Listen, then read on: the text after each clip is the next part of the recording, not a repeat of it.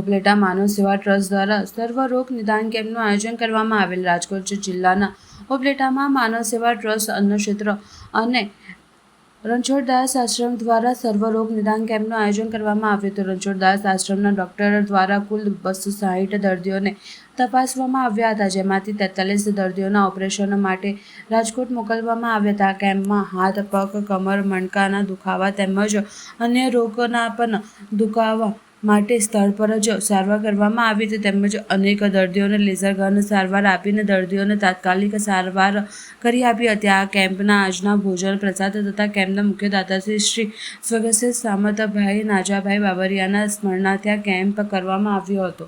Doctor Arjunbhai Babariya અને બાબરિયા પરિવાર દ્વારા આ કેમ્પનું આયોજન કરવામાં આવ્યું હતું અને દીપ પ્રાગટ્ય કરવામાં આવેલ હતું. તેમજ આવેલ દર્દીઓને ભોજન પ્રસાદ માનવ સેવા ટ્રસ્ટ અન્નક્ષેત્રના રસોડી દાતાશ્રીના સહયોગથી ભોજન પ્રસાદ વ્યવસ્થા રાખવામાં આવેલ હતી. આ કેમ્પમાં માનવ સેવા ટ્રસ્ટ સાથે સંકળાયેલ સભ્યોના કેમ્પમાં ખાસ ઉપસ્થિત રહ્યા હતા. કેમ્પનું સંચાલન માનવ સેવા અન્નક્ષેત્રના સહસ્થાપક શ્રી લાલજીભાઈ રાઠોડ તેમજ અર્જુન સોલંકી કરવામાં આવ્યું હતું.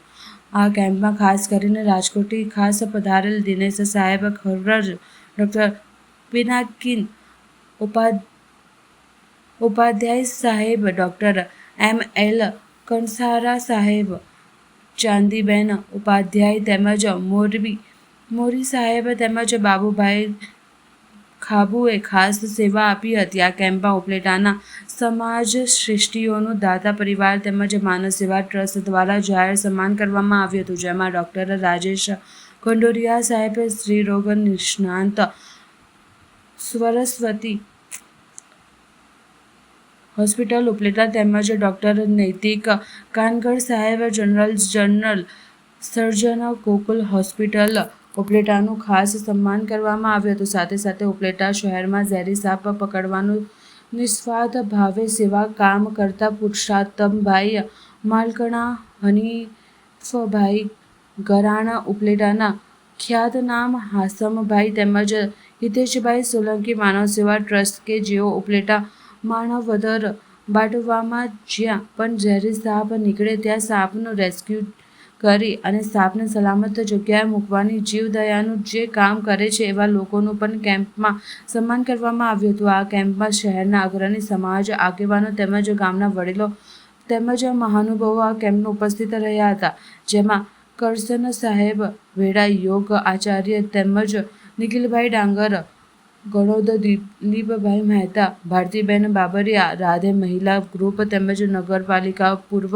ઉપપ્રમુખ મંજુલાબેન માકડિયા તેમજ શાંતિલાલ ગજેરા, જયંતિલાલ વાછાણી ખાસ ઉપસ્થિત રહ્યા હતા. ઓપરેશનમાં એપેન્ડિક્સ, સારંગાટ, નાની મોટી રહોળી, આંતરડાના પેટને લગતા ઓપરેશનો હોય તે રાહત દરે માનવ સેવા ટ્રસ્ટના અંદર અમે 50% ચાર્જમાં વિનામૂલ્યે ઓપરેશનો કરીએ. જે પણ વ્યક્તિઓ જરૂરિયાતમંદ વ્યક્તિઓને કોથળીના જે ઓપરેશન કરવાના હોય તો અમે રાહત દરે 50%ના ભાવમાં કરીએ છીએ અને પેલું સિઝેરિયન કે એવું કંઈ હોય તો એનો પણ 50%માં અમે કરી આપીએ અને જે કાંઈ વ્યક્તિઓને જરૂરિયાતમંદ વ્યક્તિઓને સારવાર માટેની જરૂરિયાત હોય અમે આપીએ. મારું નામ ડૉક્ટર અર્જુનભાઈ સામતભાઈ બાબરિયા, ટ્રસ્ટી માનવ સેવા ટ્રસ્ટ. આજરોજ માનવ સેવા ટ્રસ્ટ દ્વારા મારા પિતાશ્રીના સ્મરણાર્થે નેત્ર નિદાન કેમ્પ અને સર્વરોગ નિદાન કેમ્પ યોજવામાં આવેલ છે. તેમાં સામાજિક અને રાજકીય આગેવાનો હાજરી આપેલ અને ઘણા લોકોએ લાભ લીધેલ.